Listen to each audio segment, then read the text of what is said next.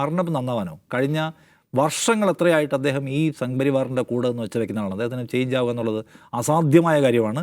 അപ്പോൾ എനിക്ക് ആ കാര്യത്തിൽ പറയാനുള്ള തമിഴ് ഡയലോഗാണ് നമ്പാതെ. അപ്പോൾ സത്യത്തിൽ ആകെപ്പാടെ നിരാശനാണ് പുള്ളിയുടെ സംഗതി ഒന്നും വർക്കാവുന്നില്ല എന്ന് മാത്രമല്ല, ക്രെഡിബിലിറ്റി ഇല്ല. ഇതിപ്പോൾ സംബിത് പാത്ര BJPയുടെ അനലിസ്റ്റ് അല്ല അതിൻ്റെ സ്പോക്ക് പേഴ്സൺ വന്നിട്ട് പറഞ്ഞിട്ടുള്ള പറഞ്ഞിട്ട് കുറച്ചുകൂടെ ഒച്ചയുണ്ട്, മൈക്ക് അതിന് വേണ്ട, അല്ലാത്ത ഒച്ചയിൽ ആൾക്കാരെ കേൾപ്പിക്കും.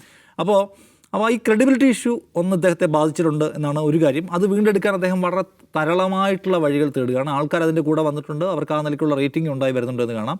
പക്ഷേ കോർ ഇഷ്യൂസിൽ നിന്നും ടച്ച് ചെയ്തിട്ടല്ല മോദിയെ നേരിടുന്നത് എന്ന പ്രശ്നം അവിടെ നിൽക്കുകയാണ്.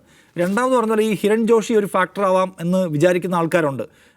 ഹിരൺ ജോഷി എന്ന് പറഞ്ഞാൽ അദ്ദേഹത്തിൻ്റെ പ്രധാന പണി ഗുജറാത്ത് കേഡർ ഉദ്യോഗസ്ഥനാണ്. മോദി ഗുജറാത്ത് മുഖ്യമന്ത്രി ആയിരിക്കും മുതൽ തുടങ്ങിയതാണ് മീഡിയ ഓപ്പറേറ്റ് ചെയ്യുക എന്ന് വെച്ചാൽ മീഡിയ നെറേറ്റീവ്സ് ഉണ്ടാക്കുക. ഈ ആഴ്ച എന്ത് ചർച്ച ചെയ്യണം, ഈ ആഴ്ച പാകിസ്ഥാൻ വിരുദ്ധത, പാകിസ്ഥാനെയും എങ്ങനെ കോൺഗ്രസിനെ തമ്മിൽ കണക്ട് ചെയ്യാം, ഇന്ത്യയിലെ ഇപ്പോഴത്തെ പ്രശ്നങ്ങളെ നെഹ്റുവായിട്ട് എങ്ങനെ കണക്ട് ചെയ്യാം, അതിനുള്ള ത്രെഡുകൾ മീഡിയയ്ക്ക് കൊടുക്കുകയും മീഡിയയെ മൊത്തം മാനേജ് ചെയ്യുകയും ചെയ്തത് അദ്ദേഹമാണ്. പക്ഷേ PMOയുമായി ബന്ധപ്പെട്ട എല്ലാ വാട്സാപ്പ് ഗ്രൂപ്പുകളിൽ നിന്നും അദ്ദേഹം പെട്ടെന്ന് ലെഫ്റ്റായി പോയി. കാരണം അദ്ദേഹവുമായി ബന്ധപ്പെട്ട ഒരു ഗുരുതരമായ അഴിമതി ആരോപണം കോൺഗ്രസിൻ്റെ പവൻ ഖേഡ ഉന്നയിച്ചതിന് ശേഷം അദ്ദേഹത്തെ പുറത്താക്കാതിരിക്കാനോട് നിവൃത്തിയില്ല. അദ്ദേഹം ഇപ്പോൾ പോയിരിക്കുകയാണ്. മാധ്യമങ്ങളെ ശരിയാവണ്ണം ഡീൽ ചെയ്യാൻ കഴിയുന്ന ഒരു ആളില്ലാത്തതിൻ്റെ ഭാഗമായിട്ട് ഡ്രൈവിംഗ് ഫോഴ്സ് ഇല്ലാതായി കഴിഞ്ഞാൽ പിന്നെ എന്താണ് ചെയ്യാൻ പറ്റുമെന്ന് പറയാൻ പറ്റില്ല. നമ്മൾ ഈ സിനിമ കണ്ടത് എക്കോ സിനിമ കണ്ടില്ലേ, നായ്ക്കൂട്ടത്തെ നിയന്ത്രിക്കാനുള്ള ഒരു പവർ ഉണ്ടാവണം. ആ പവർ ലോസ് ആയ പിന്നെ നായ്ക്കൾ എന്താണ് ചെയ്യുന്നത് പറയാൻ പറ്റില്ല എന്ന് പറഞ്ഞ പോലെ മീഡിയ ചിലപ്പോൾ അതിന് തോന്നിയപടി പെരുമാറുന്നു എന്ന് വേണമെങ്കിൽ വിചാരിക്കാം. മൂന്നാമത്തെ സംഗതി എന്ന് വെച്ചാൽ സർക്കാരിനെതിരെ ഒരു ജനരോഷമുണ്ട്. അതിപ്പം പ്രത്യേകിച്ച് മിഡിൽ ക്ലാസ്സിനെ സീരിയസ് ആയിട്ടുള്ള ബാധിച്ചൊന്നാണ് ഈ പ്ലെയിൻ മൊത്തം കുഴപ്പമായത്. പിന്നെ ഈ പറഞ്ഞ ഡൽഹിയിലെ പൊല്യൂഷൻ ഒരു പ്രശ്നമാണ്. ആൾക്കാരെ സ്വാധീനിക്കുന്നുണ്ട്. കാരണം ഒരു ദിവസം റോഡിൽ ഇറങ്ങിയാൽ 100 സിഗരറ്റ് വലിക്കുന്നവരാണെന്ന് പറയും.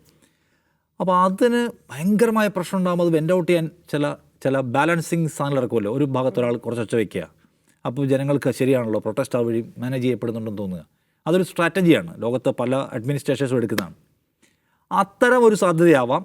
അല്ലെങ്കിൽ ഈ പറഞ്ഞ PMOയിൽ നിന്ന് കൃത്യമായിട്ടുള്ള കത്ത് കിട്ടാത്തതുണ്ടാവാം. അതുമല്ലെങ്കിൽ അദ്ദേഹത്തിൻ്റെ റേറ്റിംഗും അദ്ദേഹത്തിൻ്റെ ക്രെഡിബിലിറ്റിയും തിരിച്ചെടുക്കാനുള്ള ശ്രമത്തിൻ്റെ ഭാഗമാകാം. ക്രെഡിബിലിറ്റി ആൻഡ് റേറ്റിംഗിൻ്റെ കാര്യത്തിൽ അദ്ദേഹത്തിന് എന്തൊക്കെയോ ചില കിരണങ്ങൾ കാണുന്നുണ്ടെന്ന് തോന്നുന്നു. അതാണ് അദ്ദേഹത്തിന് ബഹളം കൂടാനുള്ള സംഗതി. അതല്ലാതെ അർണബ് നന്ദാവാനോ കഴിഞ്ഞ വർഷങ്ങൾ എത്രയായിട്ട് അദ്ദേഹം ഈ സംഘപരിവാറിൻ്റെ കൂടെ എന്ന് വെച്ച് വെക്കുന്ന ആളാണ്. അദ്ദേഹത്തിന് ചേഞ്ച് ആവുക എന്നുള്ളത് അസാധ്യമായ കാര്യമാണ്. അപ്പോൾ എനിക്ക് ആ കാര്യത്തിൽ പറയാനുള്ള തമിഴ് ഡയലോഗാണ് നമ്പാതെ.